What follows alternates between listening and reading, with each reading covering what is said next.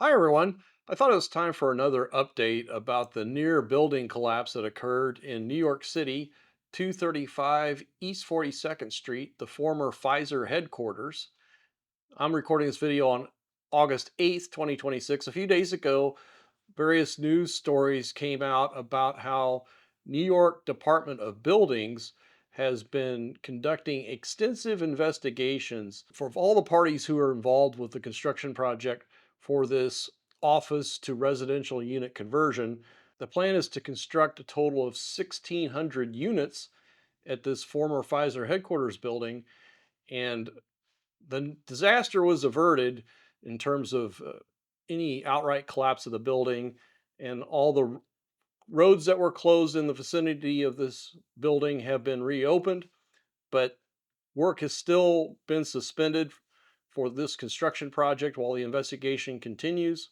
The project developer, Metroloft, was required by the city of New York to retain an independent structural engineer to conduct a forensic investigation as to what happened here. So while that forensic investigation is ongoing, it's likely to take several months to be completed. New York Department of Buildings is focusing on some of the main parties involved with the Pfizer headquarters conversion, namely Metroloft developers. They're looking at all the projects they're currently involved with in the city of New York. They're looking at the Special Inspection Agency, that's Domani Inspection Services, and they're looking at the structural steel fabricator, Baroni Steel Fabricators. So, as part of this investigation sweep, the Department of Buildings issued three office administrative trials and hearing violations, one stop work order, and these were among 24 office to residential conversion projects. And at the 156 other projects, the Department of Buildings issued 62 oath violations and 18 stop work orders. And oath violation is an acronym for Office of Administrative Trials and Hearings. So that could cover a variety of things. Some of the things that were reported is workers grinding objects without wearing proper personal protective equipment, things like that. There was nothing like, oh my gosh, we forgot to reinforce the structural steel columns before we added 17 additional floors to the building. Now, I had this slide previously to show you the hierarchy of a project like this. You have the New York City Department of Buildings, then you have the property owner developer, then you have the architect engineer. Off to the side here, you have the construction manager. A sub to them would be the structural steel fabricator. And in the middle here, you have the special inspection agency. Because city building departments don't possess enough people that are specialized in all the various areas that you would need for the inspection of a building under construction. So that work is essentially outsourced. The project owner, developer is responsible for retaining the services of a special inspection agency. In this case, it's been reported that it's Domani Inspection Services. I used to work for a company that provided those services. It would include things like looking at the subgrade for a foundation footing.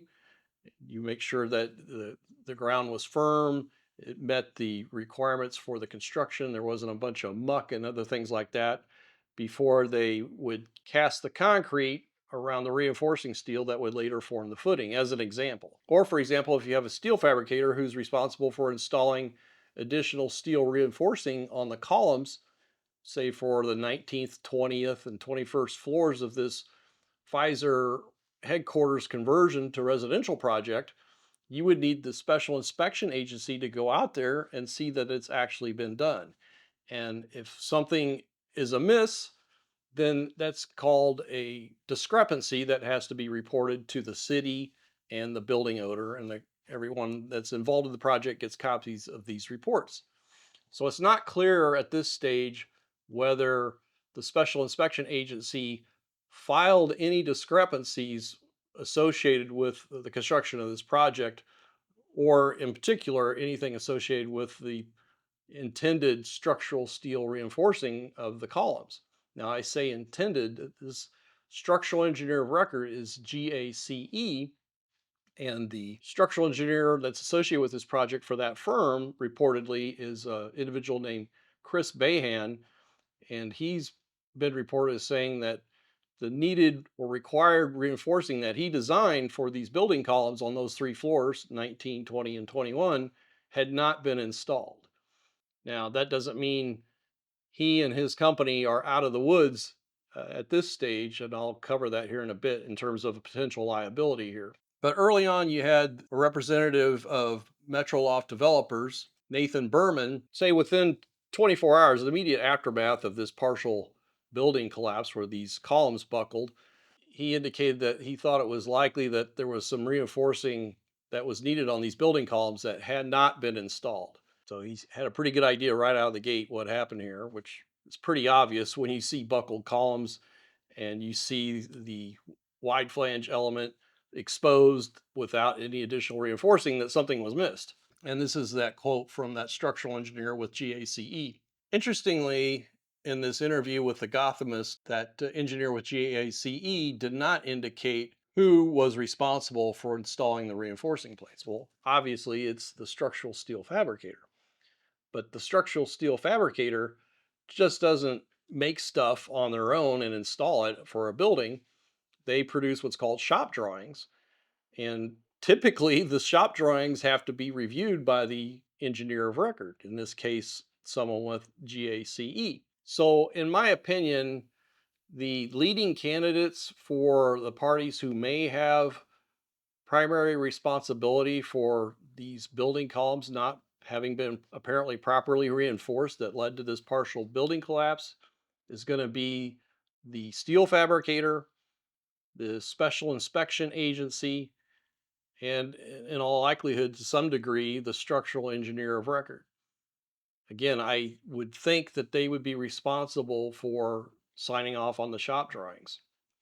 The special inspector, we don't know at this stage whether they filed any discrepancy reports.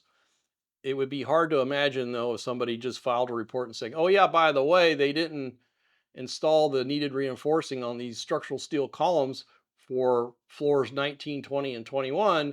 And I'm going to continue documenting the fact that they built 17 more stories over the top of these columns.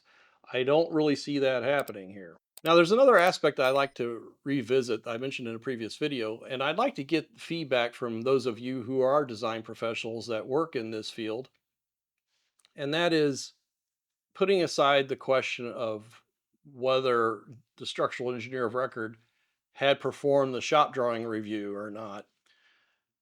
To what extent should a design professional who produces a design for, say, the construction of a building insist on some level of construction phase services to confirm that the special inspector is doing their job, to confirm that the design intent is being carried out in construction, and just in terms of strict responsibility, again, putting the shop drawing review question aside, the special inspector is responsible for making sure that this construction is carried out properly in accordance with the relevant building codes and reporting what they see to the city. And you would hope that a city building department would be on top of the situation enough to note whether reports are being filed. Do they seem accurate? Is the work that's supposed to be reported on actually being done? There has to be some level of oversight, which clearly is happening after the fact now. The city officials are all over these building projects. There's a few dozen of them going on right now. So it's a question I'd like to get feedback on is, and I mentioned an example in the previous video. I'm a geotechnical engineer. Years ago, when I would do global stability analysis for a retaining wall, I would insist on having construction phase observation. I would go out in the field or I'd send my representative to make sure that the construction sequencing and the methodologies were consistent with my design intent. And they weren't essentially doing something stupid that would cause a failure that would, in all likelihood, have someone question my design when in fact there would be nothing wrong with my designs, that they would have built it improperly. So I would wonder, just I'm sure going forward, structural engineers are going to have much more involvement with the building projects in terms of having on-site observation.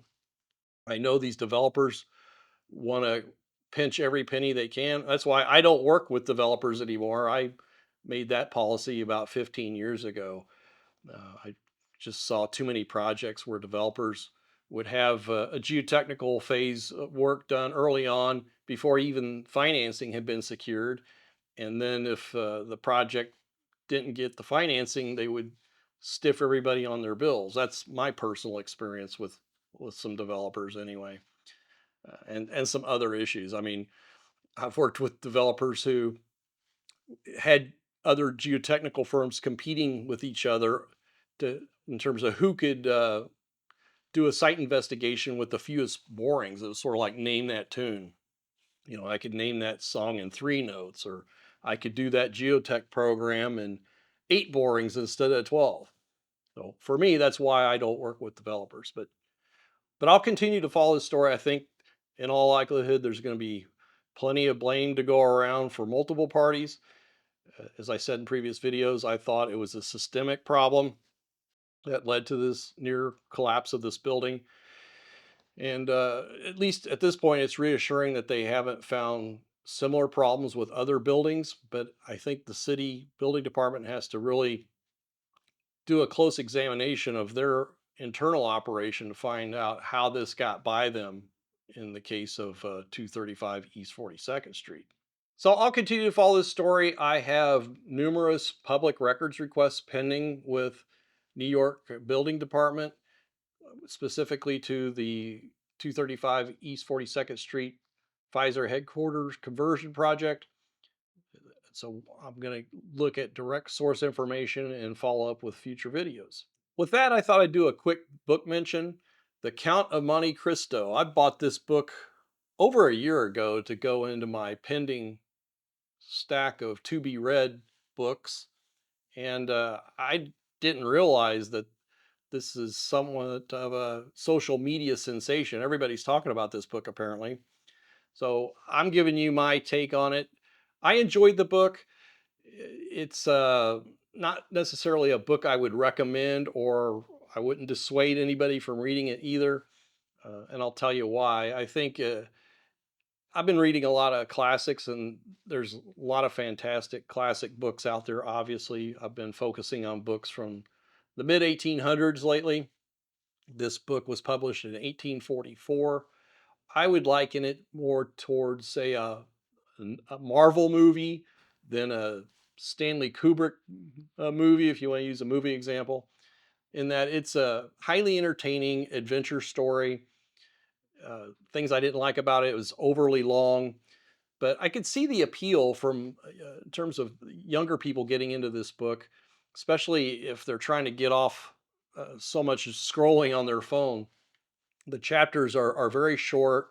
The text is very straightforward. The way the sentence structures are put together, it's just a very quick read, even though it's 1,200 pages long. So I think it's easy for people who are trying to get into the habit of reading more to start with a book like this that has short chapters, and it's easy to get some flow with it, and read a few chapters a night, and lo and behold, later on you've knocked out a 1,200-page book. uh, Things I didn't care for the book. It's just kind of over the top on the revenge aspect of it. Uh, but there's some really interesting aspects of the book too. That I like that time period, uh, mid 1800s France. I thought it was a very interesting book. There's some just crazy action. If parts of the book would be rated R again from a movie analogy, and I thought, wow, that's kind of wild. Having a character do some of these things. So I think those are nice little surprises throughout the book for people to enjoy.